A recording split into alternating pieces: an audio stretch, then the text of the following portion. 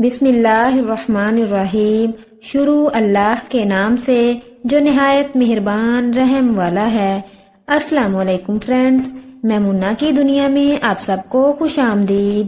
اپنے قیمتی وقت میں سے وقت نکال کر میمونہ کی دنیا میں آنے کے لیے شکریہ۔ میمونہ کی دنیا میں آپ کو ملیں گی بہت ہی دلچسپ کہانیاں، سبق آموز کہانیاں، پرانے قصے، اسلامک قصے اور بہت کچھ۔ تو میرے ساتھ جڑے رہنے کے لیے اور ہر نئی اپڈیٹ کے لیے چینل کو سبسکرائب کریں، اور ویڈیو پسند آئے تو ویڈیو کو لائک اور شیئر کرنا مت بھولیں۔ جزاک اللہ۔ بادشاہ کو نہ تو شکار کا شوق تھا اور نہ ہی گھومنے پھرنے کا۔ اسے تو بس کھیلوں کے مقابلے بہت پسند تھے۔ وہ ایک سادگی پسند حکمران تھا۔ سال کے 12 مہینے اپنی رعایا کی فلاح و بہبود کے کاموں میں لگا رہتا۔ اس کے وزیر بھی بہت عقل مند اور وفادار تھے۔ اپنے بادشاہ کی نیک خصلت طبیعت کی وجہ سے وہ لوگ اس کی بہت قدر کرتے تھے اور دل سے چاہتے تھے کہ بادشاہ کے اچھے کاموں میں بڑھ چڑھ کر حصہ لیں تاکہ عوام خوشحال رہے۔ عوام خوشحال ہو تو ملک بھی بہت ترقی کرتا ہے۔ جب موسم بہار شروع ہوتا تھا تو اس کے پہلے 7 دنوں میں لوگ جشن مناتے تھے۔ یہ سلسلہ صدیوں سے چلا آ رہا تھا اور اب تو اس نے ایک تہوار کی شکل اختیار کر لی تھی۔ ان 7 دنوں میں ملک کے سارے لوگ اپنے کام کاج چھوڑ کر بس خوشیاں ہی مناتے تھے۔ گھروں میں طرح طرح کے پکوان پکتے تھے، نئے کپڑے زیب تن کیے جاتے، تمام عزیز و اقارب ایک دوسرے کے گھروں پر جاتے تھے۔ بادشاہ کو بھی اس جشن کا شدت سے انتظار رہتا تھا۔ اس نے سن رکھا تھا کہ اس طرح کے جشنوں پر دوسرے ملکوں کے بادشاہ قیدیوں کو شیروں سے لڑواتے تھے۔ اگر قیدی نے شیر کو شکست دے دی تو اس کو آزاد کر دیا جاتا تھا، ورنہ شیر اس کو اپنا نوالا بنا لیتا۔ ایسا کبھی نہیں ہوا تھا کہ کسی قیدی نے شیر کو شکست دی ہو۔ بادشاہ کو اس قسم کے کھیل تماشوں سے سخت نفرت تھی۔ وہ نہایت رحم دل تھا اور انسانوں کی قدر و قیمت جانتا تھا۔ اس کا خیال تھا کہ اللہ نے جب انسان کو اشرف المخلوقات بنایا ہے تو انسان کو اپنے اچھے کاموں سے اس کا ثبوت دینا چاہیے اور دوسرے انسانوں کے ساتھ پیار اور محبت سے رہنا چاہیے۔ اس جشن کا بادشاہ کو اس لیے انتظار رہتا تھا کہ اس کے دوران محل کے سامنے ایک بہت بڑے میدان میں کھیلوں کے مقابلے ہوتے تھے، جن میں لمبی چھلانگ لگانے کے، تیر اندازی، نیزہ بازی، تلوار بازی، پہلوانوں کی کشتیاں، رسہ کشی اور دوڑوں کے مقابلے ہوا کرتے تھے۔ ان مقابلوں میں ملک بھر سے نوجوان شرکت کرتے تھے۔ بادشاہ کو دوڑوں کے مقابلے بہت اچھے لگتے تھے اور وہ ان کو زیادہ دلچسپی سے دیکھا کرتا تھا۔ اس کو پتہ تھا کہ دوڑنا صحت کے لیے بہت اچھا ہے، اس لیے صرف کھلاڑیوں کو ہی نہیں بلکہ عام لوگوں کو بھی روزمرہ کی زندگی میں باقاعدگی سے دوڑتے بھاگتے رہنا چاہیے۔ اسی شہر میں ایک بڑھئی بھی رہتا تھا۔ اس کا بیٹا گلفام ہر سال دوڑوں کے مقابلوں میں حصہ لیتا تھا اور اول آیا کرتا تھا۔ وہ نہایت خوبصورت اور اچھے اخلاق کا نوجوان تھا۔ اس دفعہ بھی وہ ان مقابلوں میں حصہ لے رہا تھا۔ چونکہ وہ ہر سال ان مقابلوں میں شرکت کے لیے آیا کرتا تھا، اس لیے بادشاہ اسے پہچاننے لگا تھا۔ اس کے دوڑنے کا انداز بادشاہ کو بہت بھاتا تھا۔ جب وہ دوڑتا تھا تو یہ گمان ہوتا تھا جیسے کوئی چیتا بغیر آواز نکالے سبق رفتاری سے بھاگ رہا ہے۔ دوڑ کے مقابلوں میں حالانکہ بہت سے نوجوان شرکت کر رہے تھے، مگر بادشاہ کو امید تھی کہ گلفام پالا مار لے گا اور انعام جیت لے گا۔ خدا خدا کر کے کھیلوں کے مقابلوں کا دن آیا۔ تھوڑی دیر بعد دوڑ شروع ہوئی۔ دوڑ میں شرکت کرنے والے سارے نوجوان بڑے پرجوش تھے۔ ہر نوجوان کو یہی امید تھی کہ مقابلہ وہی جیتے گا۔ ان نوجوانوں کی اکثریت کا تعلق امیر گھرانوں سے تھا۔ وہ گلفام سے الگ تھلگ کھڑے ایک دوسرے سے باتوں میں مصروف تھے۔ گلفام کو وہ منہ ہی نہیں لگا رہے تھے کیونکہ انہیں پتہ تھا کہ وہ ایک معمولی بڑھئی کا بیٹا ہے۔ ان کی یہ سوچ بہت بری تھی۔ تمام انسان برابر ہوتے ہیں، امیر غریب ہونے سے کوئی فرق نہیں پڑتا۔ اس سے پہلے دوڑ میں اول آنے والے کو ایک شاہی تمغہ ملا کرتا تھا۔ اس دفعہ سے بادشاہ نے فیصلہ کیا کہ اب اس تمغے کے ساتھ 1000 اشرفیاں بھی انعام میں دی جائیں گی۔ اس اعلان نے کھلاڑیوں کا جوش و خروش اور بھی بڑھا دیا تھا۔ دوڑ اس میدان سے شروع ہوتی تھی اور کھلاڑیوں کو تقریباً 3 کوس کی پختہ راہ گزر پر دوڑنا پڑتا تھا۔ اس پکے راستے کو گولائی کی شکل میں بنوایا گیا تھا۔ اس راہ گزر کے راستے میں ایک دریا بھی آتا تھا اور یہ دریا کے ساتھ ساتھ چلتی ہوئی گھوم کر بادشاہ کے محل کے قریب سے ہوتی ہوئی اسی میدان میں اختتام پذیر ہو جاتی تھی۔ دوڑ شروع ہونے والی تھی۔ پنڈال میں بادشاہ کے ساتھ ملکہ اور شہزادی بھی موجود تھیں۔ ملکہ کو تو ان چیزوں میں کوئی دلچسپی نہیں تھی، وہ تو اس شاہی فرمان کی وجہ سے مجبور تھی جس کے مطابق ملکہ کے لیے لازم تھا کہ وہ عوامی تقریبات میں بادشاہ کے ساتھ شریک ہو۔ البتہ شہزادی لمبی چھلانگوں اور تیر اندازی کے مقابلے شوق سے دیکھتی تھی۔ نکارے پر پہلی ضرب پڑی، دوڑنے والے تیار ہو گئے۔ ان کی تعداد 10 تھی۔ دوسری ضرب پر وہ مزید تیار ہو گئے اور تیسری ضرب کی آواز کانوں میں پڑتے ہی سب دوڑ پڑے۔ تماشائیوں کی ایک بڑی تعداد وہاں موجود تھی اور سب لوگ شور مچا مچا کر دوڑنے والوں کی حوصلہ افزائی کر رہے تھے۔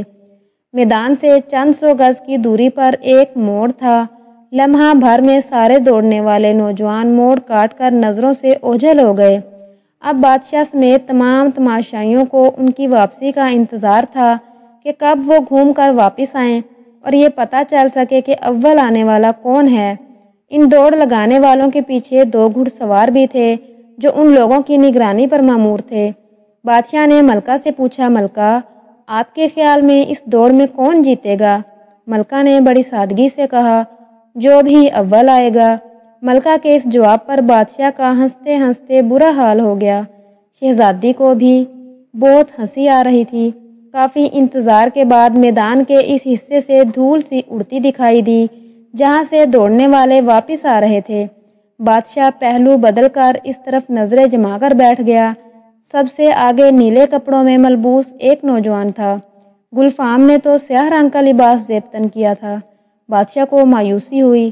تھوڑی دیر بعد دوڑ ختم ہو گئی مگر بادشاہ کو گلفام نظر نہیں آیا، وہ ان میں تھا ہی نہیں۔ تماشائیوں نے جیتنے والے نوجوان کو شاباش دینے کے لیے تالیاں بجا بجا کر آسمان سر پر اٹھا لیا۔ بادشاہ کی نظریں گلفام کو ڈھونڈ رہی تھی۔ جب اسے اس بات کا یقین ہو گیا کہ گلفام ان نوجوانوں میں موجود نہیں ہے تو اس نے برابر میں بیٹھے ہوئے اپنے وزیر سے کہا، وزیر باتدبیر، ہمیں وہ نوجوان نظر نہیں آ رہا جو گزشتہ کئی سالوں سے ان دوڑوں میں اول آ رہا تھا، وہ کہاں رہ گیا ہے؟ ذرا معلوم تو کیجئے۔ وزیر نے اسی وقت دونوں گھوڑوں سواروں کو طلب کر لیا اور گلفام کی بابت معلوم کیا۔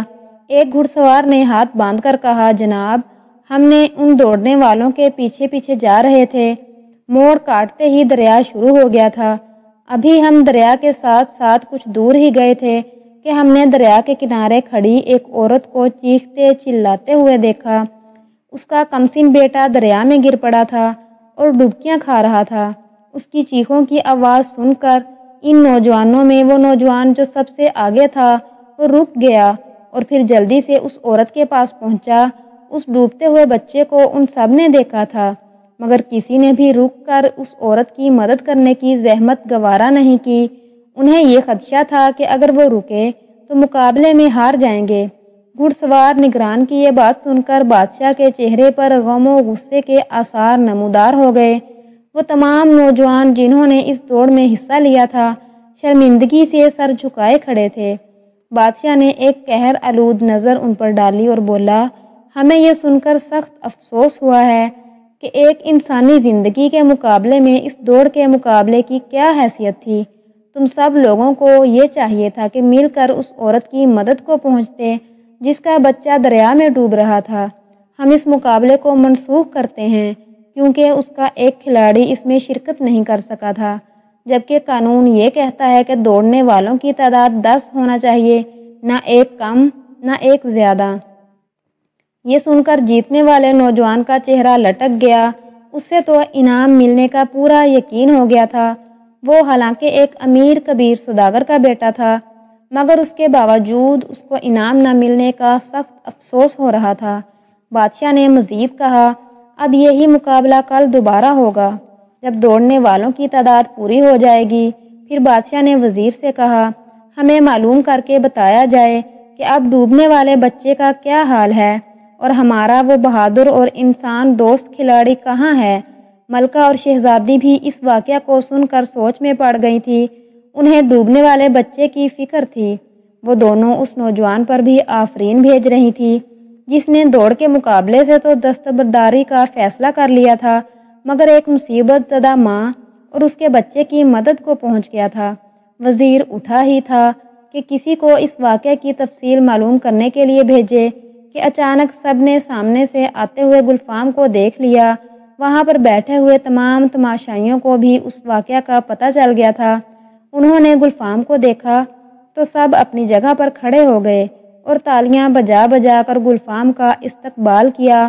گلفام قریب آیا تو اس کا پورا جسم پانی میں شرابور تھا۔ اس نے جھک کر بادشاہ اور ملکہ کو تعظیم دی۔ بادشاہ نے اٹھ کر اس کے شانے پر تھپکی دی اور پوچھا، نوجوان، کیا واقعہ پیش آ گیا تھا؟ ہمیں پتہ چلا ہے کہ تم کسی ڈوبتے ہوئے بچے کو بچانے کے لیے گئے تھے۔ گلفام نے ادب سے کہا، ایک عورت دریا کے کنارے کپڑے دھو رہی تھی۔ اس کا بچہ اس کے پاس بیٹھا کھیل رہا تھا۔ اچانک جانے کیا ہوا کہ بچہ دریا میں گر گیا۔ وہ چیخنے چلانے لگی۔ یہی وہ وقت تھا جب ہم لوگ وہاں سے دوڑتے ہوئے نکل رہے تھے۔ میں نے جب اس عورت کی چیخیں سنی تو اس کی مدد کو پہنچ گیا۔ نوجوان، تم کیا کام کرتے ہو؟ بادشاہ نے اچانک پوچھا۔ گلفام نے کہا، عالم پناہ، میرا باپ ایک بڑھئی ہے۔ اس کی ایک چھوٹی سی دکان ہے۔ میں بھی اس کے ساتھ دکان پر بیٹھ جاتا ہوں اور اس کی مدد کرتا ہوں۔ بادشاہ اس کی بات سن کر کچھ سوچنے لگا۔ تمہارے مالی حالات کیسے ہیں؟ اس نے پوچھا۔ اس کا سوال سن کر گلفام کچھ جھجکا۔ آس پاس کھڑے لوگوں کو ایک نظر دیکھا اور پھر سر جھکا لیا۔ بادشاہ نے پھر کہا، جانتے ہو، اگر تم اس دوڑ میں جیت جاتے تو تمہیں 1000 اشرفیاں انعام میں ملتی۔ جی ہاں اپنا، میں آپ کو سچ بتا رہا ہوں کہ میری دلی خواہش تھی کہ میں یہ مقابلہ جیت کر انعام حاصل کر لوں۔ اس انعام سے ہمارے گھر کی تمام پریشانیاں ختم ہو جاتیں۔ پھر بھی تم نے اس کے لیے کوشش نہیں کی، مقابلہ چھوڑ کر بچے کو بچانے کے لیے چلے گئے۔ بادشاہ نے کچھ حیرت سے پوچھا۔ گلفام اپنی پریشانی پر آئے ہوئے لمبے لمبے گیلے بالوں کو پیچھے کرتے ہوئے بولا، جہاں پناہ، ایک ڈوبتے ہوئے بچے کو بچانا اس انعام سے لاکھ درجے بہتر تھا۔ ہمارے مذہب نے بھی ہمیں مصیبت زدہ لوگوں کی مدد کرنے کا حکم دیا ہے۔ روپیہ پیسہ تو آنی جانی شے ہے، انسانی جان بہت قیمتی ہوتی ہے۔ میں اگر جیت بھی جاتا تو مجھے اتنی خوشی ہرگز نہ ہوتی جتنی اس ماں کی خوشی دیکھ کر ہوئی تھی جب میں نے بچے کو دریا سے نکال کر اس کی گود میں دیا تھا۔ یہ خوشی میرے لیے انعام کے مقابلے میں کہیں زیادہ تھی۔ گلفام کی باتیں سن کر بادشاہ اپنی جگہ سے اٹھا اور بولا، ہمیں بہت خوشی ہوئی ہے کہ ہماری رعایا میں تم جیسے نیک اور اپنے دل میں دوسروں کا درد رکھنے والے نوجوان بھی موجود ہیں۔ پھر اپنے گلے سے سچے موتیوں کا ہار اتار کر اسے انعام میں دیا اور وزیر سے بولا، ہم اس نوجوان کو رہنے کے لیے ایک حویلی دیتے ہیں، اس کا انتظام کیا جائے۔ اس کے بعد بادشاہ دوبارہ گلفام سے مخاطب ہوا، اب تم گھر جاؤ اور تیاری کرو، کل پھر اسی جگہ دوڑ کا مقابلہ دوبارہ ہوگا۔ گلفام نے بادشاہ کا جھک کر شکریہ ادا کیا اور خوش خوش گھر چلا گیا۔ اگلے روز پھر تمام لوگ اس میدان میں موجود تھے۔ گلفام کی کہانی ہر ایک کو پتہ چل گئی تھی۔ اچھے اور نیک کام کرنے والوں کی سب عزت کرتے ہیں۔ وہ لوگ دوڑ کر مقابلہ دیکھنے سے زیادہ گلفام کی ایک جھلک دیکھنے آئے تھے۔ آج تماشائیوں میں گلفام کے ماں باپ بھی تھے اور بہت خوش نظر آ رہے تھے۔ وہ میدان میں آیا تو ایک بار پھر سب نے اس کا پرجوش استقبال کیا۔ دوڑ شروع ہوئی اور جب اس کا اختتام ہوا تو گلفام جیت گیا تھا۔